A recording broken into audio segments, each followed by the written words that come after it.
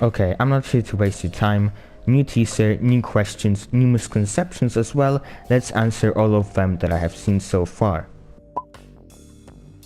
First and most importantly, the she referenced by Wetlands and Mythrix has been confirmed to be the same she as the one in the Glacier aspect title, her biting embrace, as well as showing some very interesting qualities with the aspect theorized to be providences. Now, granted this isn't stated in-game and could have always been retconned internally, but during Hopu's ownership and for lore documents, this is what the intent was, and I do find it hard to see it being changed by Gearbox when it is a relatively major thing to have going on behind the scenes. Personally, the new stage we've seen doesn't specifically scream ice to me, but the most telling is that the logbook for the Lynx Totem in Risk of Returns has a very similar environment, tall jungle trees and primal structures like those wooden ramps and torches. Granted, you could say that the torches have ice inside of them, but it feels kind of like a shit to me personally. The reason first connections to be made between the Lynx and the Nukuhana is that, as is stated in the boss Lynx Totem's subtitle, it states Nukuhana's faithful. These are devotees of Nukuhana and a tribe dedicated solely to worshipping her.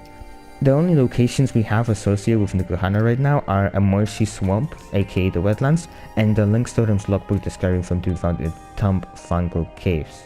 Both of these are either a swamp or a swamp equivalent, both wet and marshy, which is very akin to the environment we see right here. It also looks like a marsh. A quagmire, one could say. Speaking of the new environment, no, it is not a stage 1. The argument for this is that the teaser contains 3 drop pods. Well, infamously, Gearbox is actually known to fuck around with drop pods relatively often. Their Feel of Eye collective showed survivors shopping in with drop pods into Iron Precipice, which is a stage 2 after all, and for also just once spawned in a green portal next to a drop pod, and for also the same people who, when showing off the Halcyon Shrines for one of the first times, were just playing as Heretic on the stage 1. It's a little misleading to say the least.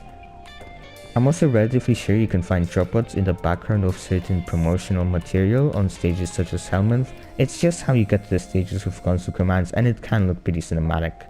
However, the nail in the coffin and the ultimate reason for it not being a stage 1 is that every single stage 1 has the subtitle of Ground Zeroes, with there being not a single exception in any of those stages.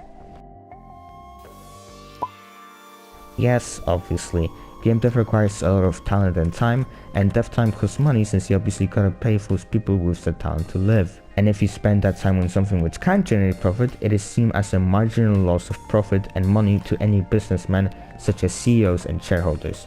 They don't play the game right, they don't care about making the core experience of the game better, they just care about it making more money.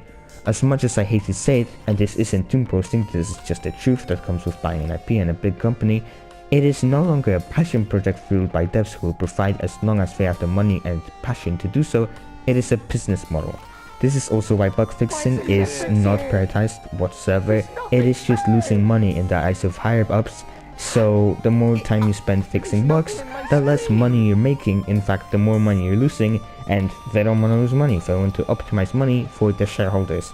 Therefore, this is why we're not getting much bug fixes, we're just on to the next DLC.